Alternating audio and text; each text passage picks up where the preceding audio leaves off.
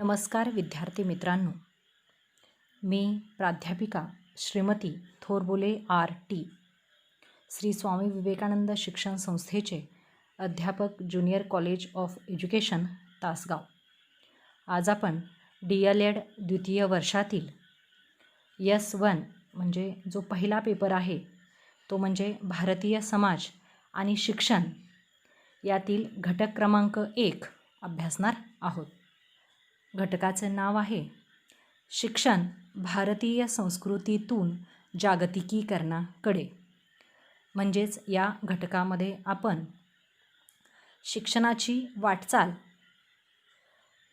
प्राचीन काळापासून ते आत्ताच्या जागतिकीकरणाच्या युगापर्यंत कशा पद्धतीनं झालेली आहे, हा जो शिक्षणाचा प्रवास आहे तो या घटकामध्ये आपण अभ्यासणार आहोत. सुरुवातीचा जो उपघटक आहे भारतीय संस्कृतीची वैशिष्ट्ये. आता ही वैशिष्ट्ये अभ्यासण्यापूर्वी आपण संस्कृती म्हणजे काय हे पाहूया. विनोबा भावे म्हणतात, सत्कृत्यांची परंपरा म्हणजे संस्कृती. सत्कृत्य म्हणजे चांगले कृत्य किंवा चांगले कृती, तर चांगल्या कृतीची परंपरा म्हणजे संस्कृती होय, अशी विनोबाजींनी संस्कृतीची व्याख्या केलेली आहे. E.B.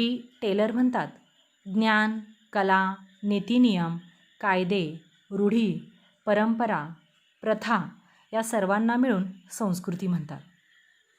समाजाचं ज्ञान, त्यांच्याकडच्या कला, नीतिनियम, कायदे, रूढी, समाजाच्या परंपरा, प्रथा या सर्वांची गोळाबेरीज म्हणजेच संस्कृती होय. त्यानंतर आणखी एक संस्कृतीची व्याख्या आपल्याला सांगता येईल, चांगले विचार करण्याची प्रक्रिया किंवा कृती म्हणजे संस्कृती होय. की चांगले विचार करण्याची जी काही कृती आहे किंवा प्रक्रिया आहे हिलासुद्धा संस्कृती असं म्हटलेलं आहे. तर या 3 व्याख्येवरून आपल्याला संस्कृतीची संकल्पना अधिक चांगल्या प्रकारे स्पष्ट करता येईल. पुढे आता आपण भारतीय संस्कृतीची वैशिष्ट्ये अभ्यासणार आहोत. भारतीय संस्कृती ही देशाच्या इतिहासामुळे, विलक्षण भूगोलामुळे आणि जनतेतील वैविध्यामुळे आकारास आली आहे. भारतात जागोजागी वेगवेगळे लोक, धर्म, वातावरण, भाषा, चालीरीती, परंपरा यामध्ये वैविध्य दिसून येतं. आणि हे वैविध्य दिसून येत असलं तरी या सगळ्यांमध्ये साम्य आहे आणि हेच आपल्या देशाचं वैशिष्ट्य आहे.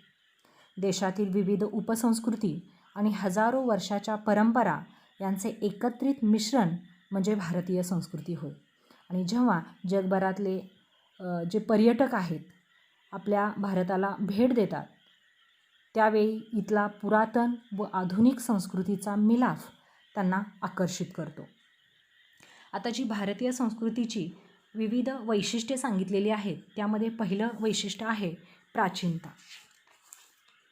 भारतीय संस्कृती ही जगातील सर्वात प्राचीन संस्कृतीपैकी एक आहे. आपल्या संस्कृतीला हजारो वर्षांची परंपरा आहे.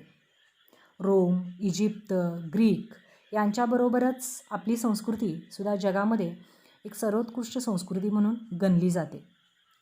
वेदांमध्ये प्रतिबिंबित केलेली भारतीय संस्कृती ही केवळ पुरातनतेचा पुरावा नाही, तर ती भारतीय अध्यात्म आणि विचारसरणीची एक उत्कृष्ट अभिव्यक्ती आहे. आपलं दुसरं भारतीय संस्कृतीचं वैशिष्ट्य आहे ते म्हणजे अखंडित परंपरा किंवा सातत्य. भारतीय संस्कृतीचे एक महत्त्वाचे वैशिष्ट्य म्हणजे हजारो वर्षानंतरही आपली संस्कृती अद्याप मूळ स्वरूपामध्ये जिवंत आहे, अखंडित आहे. वेद आणि वैदिक धर्मातील कोट्यावधी भारतीयांचा विश्वास व श्रद्धा हजारो वर्षापूर्वी जशी आहे तशीच आजसुद्धा असलेली आपल्याला पाहायला मिळते. नद्या, सूर्य, देवदेवतांची पूजा, उपासना इत्यादी आजही अस्तित्वात आहे. भारतीय संस्कृतीतील जीवनमूल्ये, मूलभूत घटक यामध्ये सातत्य आहे व यातूनच भारतीयांना एक प्रेरणा मिळत असते. त्यानंतर पुढचं जे वैशिष्ट्य आहे ते म्हणजे लवचिकता आणि सहनशीलता. आता लवचिकता म्हणजे आपल्याला माहीत आहे की लवचिकता म्हणजे गरजेनुसार किंवा काळानुसार बदल. कोणतीही संस्कृती असेल किंवा रूढी परंपरा असतील त्यामध्ये काळानुसार बदल हा झाला पाहिजे. नाहीतर त्या रूढी, त्या परंपरा कालबाह्य होऊ शकतात. भारतीय संस्कृतीच्या बाबतीत देखील असं झालेलं आहे. भारतीय संस्कृती ही लवचिक आहे. बदलत्या काळानुसार त्यामध्ये परिवर्तनं होत आहेत. याचं एक उदाहरण घ्यायचं असेल तर आपल्या रूढी आणि परंपरेमध्ये सतीची प्रथा होती. विधवा केशवपन होतं. पण काळाच्या ओघामध्ये अनेक समाजसुधारकांनी त्यावरती विचारविनिमय करून किंवा समाजाला ते पटवून दिलेलं आहे की या रूढी या अनिष्ट आहेत आणि या समाजाला बाधक ठरत आहेत आणि यामुळे या रूढी काय झालेल्या आहेत, अनिष्ट रूढी म्हणून या आपल्या परंपरेतून त्या नष्ट झालेल्या आहेत. जेव्हा जेव्हा या भारतीय संस्कृतीमध्ये जडत्व निर्माण होतं तेव्हा काही महान व्यक्तींनी तिला गतिशील केलेलं आहे हे आपल्याला पाहावयाला मिळालेलं आहे. प्राचीन काळामध्ये बुद्ध, कबीर, गुरु नानक आणि आधुनिक काळात स्वामी विवेकानंद, महात्मा ज्योतिबा फुले यांनी समाज सुधारणेचे प्रयत्न करून या संस्कृतीला एक महत्त्वपूर्ण वारसा दिलेला आहे. हजारो वर्षापासून हजारो लोक गटागटाने भारतात प्रवेश करून इथे वसले आहेत. या प्रत्येक गटाच्या भिन्न भिन्न संस्कृतीचा इथे दीर्घकालीन संपर्क होत राहिला, परंतु तीव्र संस्कृती संघर्ष कधीही झाला नाही.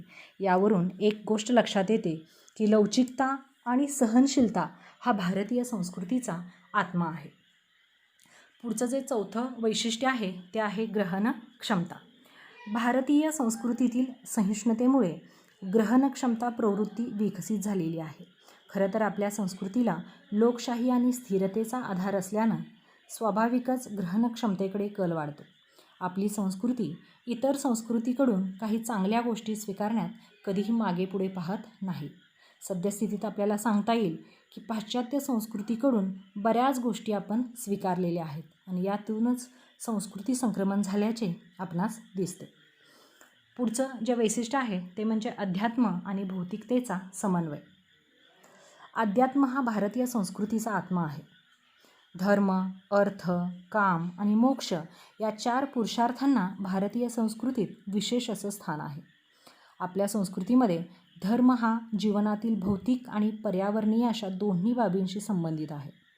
अध्यात्माचा आधार घेऊन संपूर्ण मानवजात आपले वैश्विक जीवन सुखी करण्याचा प्रयत्न करते. भारतीय संस्कृतीचे हे आध्यात्मिक आणि भौतिकतेचा समन्वय साहित्य, संगीत आणि कलेच्या संपूर्ण शैलीतून सहजपणे पाहावयाला मिळते. पुढचं जे भारतीय संस्कृतीचं वैशिष्ट्य आहे ते म्हणजे विविधतेत एकता. आता विविधता हे भारतीय संस्कृतीचे सामर्थ्य आहे. भौगोलिक, वंशिक, भाषिक, लिपी आणि साहित्य, धार्मिक, राजकीय, सामाजिक आणि सांस्कृतिक विविधता, त्याचबरोबर आर्थिक विविधताही आपल्या भारतीय संस्कृतीमध्ये आपणास पाहावयाला मिळते. आता भौगोलिक विविधतेच्या बाबतीत म्हणायला गेलं तर विविध पर्वतरांगा, पठारे, नद्या, समुद्रकिनारे भारताच्या विविधतेत भर घालतात. या भौगोलिक विविधतेचा परिणाम अर्थातच तापमान, पर्जन्य, वनस्पती आणि प्राणीजीवन या सर्वांवर होतो आणि एकूणच त्यामुळे लोकजीवनामध्ये हे वैविध्य आढळते. उत्तरेला विशाल हिमालयाच्या पर्वतरांगा, दक्षिणेला भव्य असा हिंदी महासागर, गंगा ब्रह्मपुत्रेचे विशाल मैदान, दख्खनचे पठार असे सारे भौगोलिक संरचनेचे प्रकार भारतात आहेत. जगातील सर्वात प्राचीन पर्वतामध्ये गणला जाणारा अरवली पर्वत भारतात आहे. बंगालच्या उपसागराला जाऊन मिळणाऱ्या गंगा, ब्रह्मपुत्रा, गोदावरी, कृष्णा, भीमा, कावेरी या नद्या भारतात आहेत. मध्य भारतातून नर्मदा ही सर्वात मोठी पश्चिमवाहिनी नदी अरबी समुद्राला जाऊन मिळते.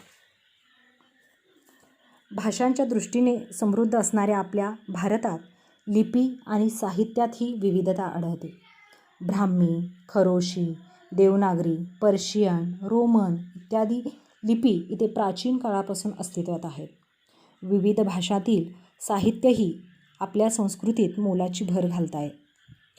तमिळ, आसामी, मराठी, गुजराती, हिंदी, उर्दू, कन्नड या व अशा अनेक भाषांमधील साहित्य रसिकांना आवडते आहे. अनुवादित साहित्यामुळे अनुभवांची देवाणघेवाण वाढते आहे. विविध धर्माचे, पंथाचे लोक आपल्या संस्कृतीमध्ये वाढतात. पोशाख, खाण्याच्या सवयी, चालीरीती, रूढी परंपरा या सर्वांमध्ये आपल्याला प्रदेशानुसार फरक जाणवतो.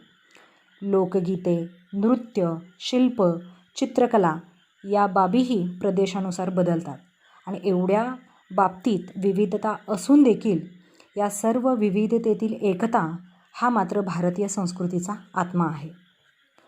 वरील सर्व प्रकारच्या विविधतेसोबत आपल्या भारतीय संस्कृतीमध्ये आर्थिक विविधताही आपल्याला आढळते. अतिश्रीमंत आणि गरीब अशा दोन टोकांसोबतच मध्यम वर्गही आपल्या समाजामध्ये आढळतो. जगातील श्रीमंत व्यक्तींमध्ये भारतातील लोकांची गणना जरी होत असली तरी आजही कोट्यावधी लोक दारिद्र्यरेषेखाली जीवन जगत असलेले आपल्याला पाहायला मिळतात. जशी आर्थिक विविधता आहे तशीच राजकीय विविधताही आपल्याला भारतामध्ये आढळून येते. संपूर्ण भारतावर राज्य करण्याची महत्त्वाकांक्षा अनेक राजांची होती हे आपल्याला इतिहासावरून समजते. सम्राट चंद्रगुप्त, सम्राट अशोक, समुद्रगुप्त हे प्राचीन काळात, तर अल्लाउद्दीन खिलजी, अकबर, औरंगजेब या मध्ययुगीन राजांनी एकछत्री अंमल प्रस्थापित करण्यासाठी प्रयत्न केले. त्याचबरोबर ब्रिटिशांविरुद्ध सर्व भारतीयांनी एक होऊन स्वातंत्र्यासाठी दिलेला लढा हा देदीप्यमान इतिहास आहे. अनेक प्रयत्नानंतर उगवलेल्या स्वातंत्र्याच्या पहाटेने लोकशाहीचे स्वप्न पाहिले. न्याय, स्वातंत्र्य, समता या मूल्यांना राज्यघटनेचे अधिष्ठान लाभले आणि जगातील सर्वात मोठे लोकशाही राष्ट्र म्हणून भारताला स्थान मिळाले. या अशा वैशिष्ट्यांनी युक्त अशी भारतीय संस्कृती संपूर्ण जगामध्ये एक सर्वश्रेष्ठ संस्कृती म्हणून गणली जाते. तर अशा पद्धतीने आपल्याला भारतीय संस्कृतीची वैशिष्ट्ये सांगता येतील. धन्यवाद.